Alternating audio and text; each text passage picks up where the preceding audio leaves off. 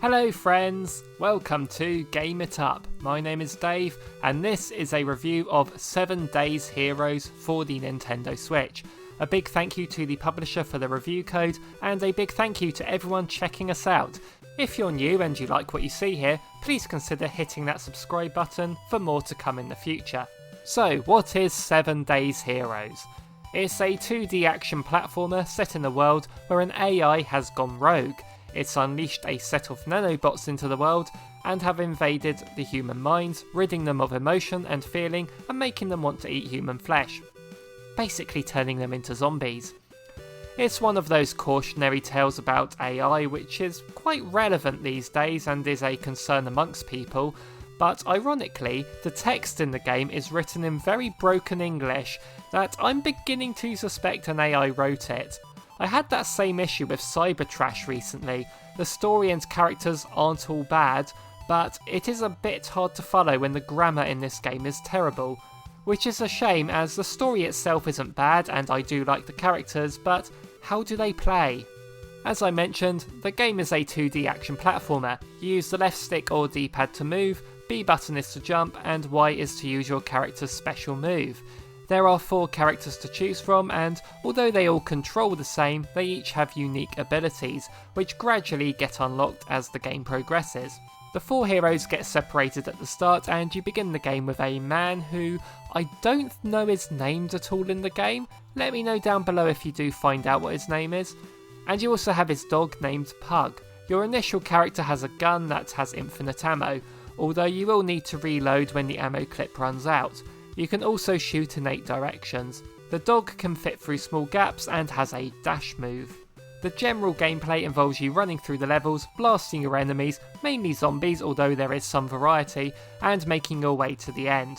There is a bit more to it than that though, because each level has a few objectives, if you wish to tick them off.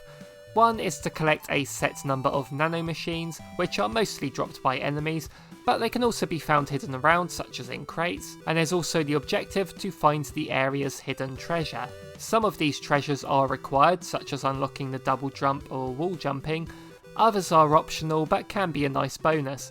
I didn't collect them all in my playthrough, but it does add a nice incentive to replay some older levels to see what you missed. The nanomachines can be spent to upgrade your weapons. To finish a level there are 2 set requirements. Firstly, you must find the red key hidden in the level, and secondly, you have to have your entire party present at the end of the level, which isn't a chore to start with when you have only 2 characters going through linear stages, but as the game continues, you unlock 2 more characters.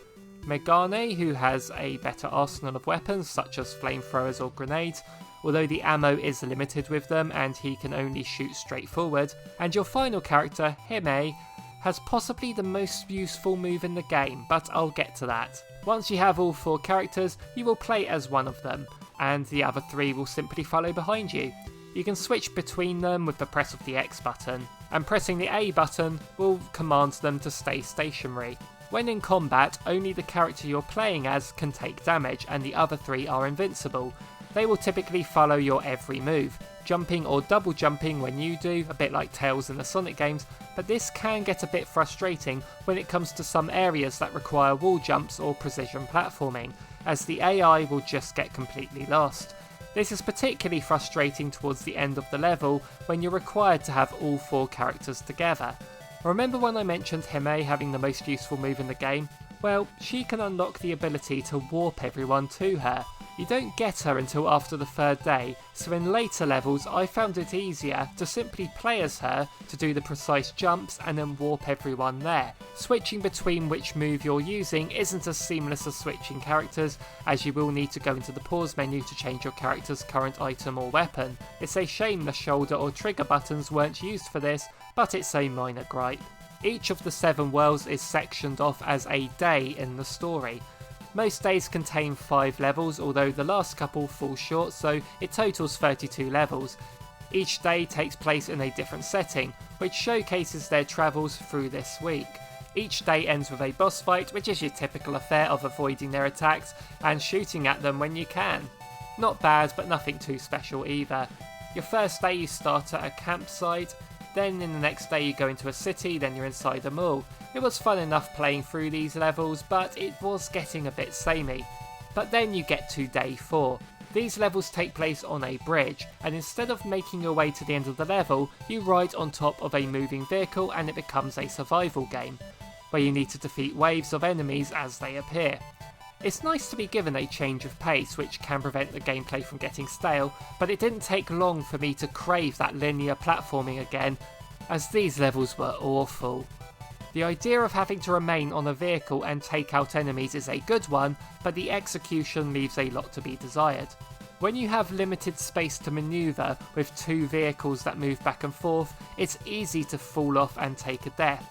It does help that each wave acts as a checkpoint, near essential I'd say, but I would still fail the same wave over and over again due to the jump physics seeming off when the vehicles are moving and my character wouldn't move the way I'd want them to.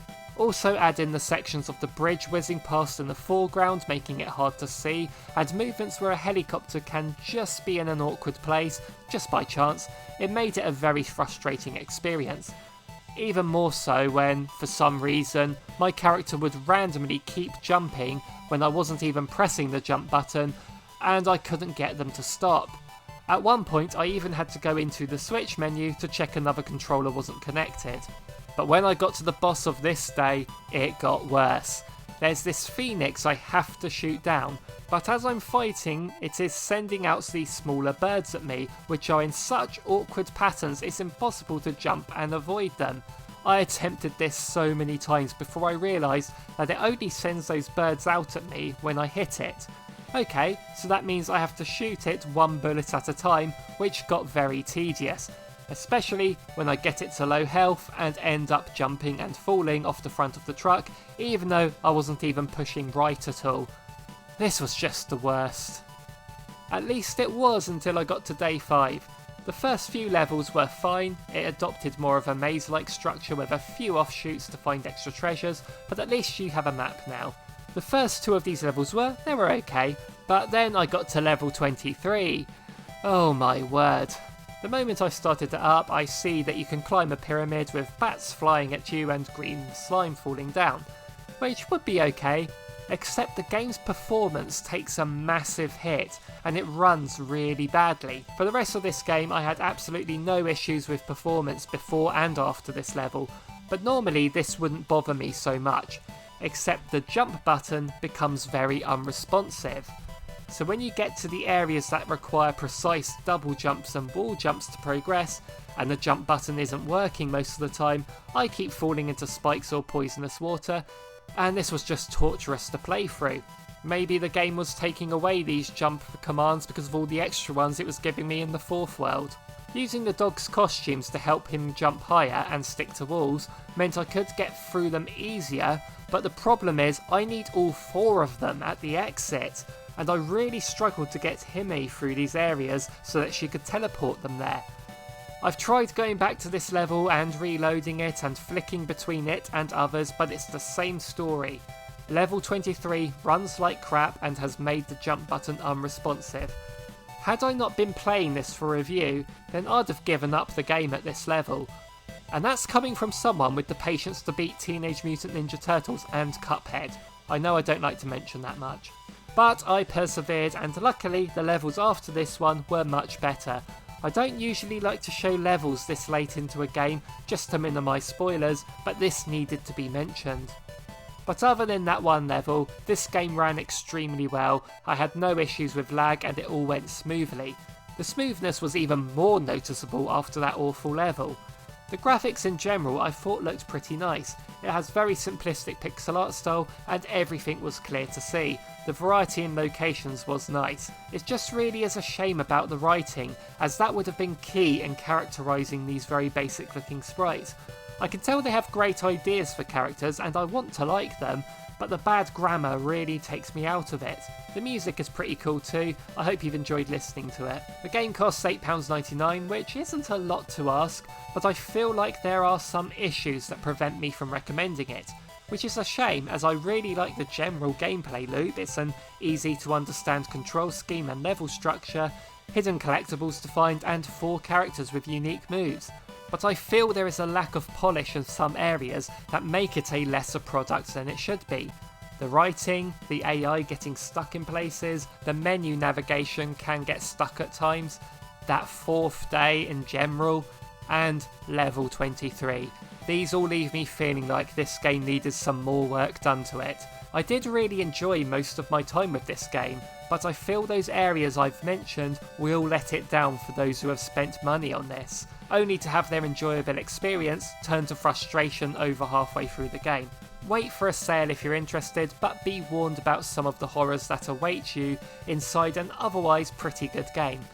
But that's just me. What do you think? Does this look like something you'd want to try? Let me know in those comments down below, and make sure to leave a like and subscribe. Thank you so much for watching everyone, see you in the next one.